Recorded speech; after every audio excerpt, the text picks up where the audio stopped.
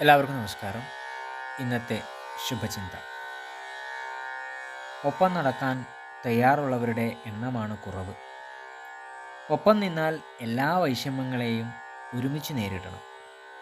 പ്രജകളുടെ ആനുകൂല്യത്തിൽ നിന്നാണ് രാജാവ് ഉണ്ടാകുന്നതെന്ന് തിരിച്ചറിഞ്ഞ് പ്രജകൾക്കനുകൂലമായി തീരുമാനങ്ങൾ എടുക്കുമ്പോഴാണ് രാജാവ് പ്രജാക്ഷേമ തൽപരനാകുന്നത്.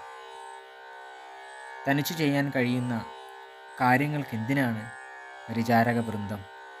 അത് രാജാവിനായാലും ഗൃഹനാഥനായാലും. മുന്നിലും പിന്നിലും നടക്കാൻ തയ്യാറായി ഒട്ടേറെ ക്ഷേമപ്രവർത്തകരുണ്ടാകും.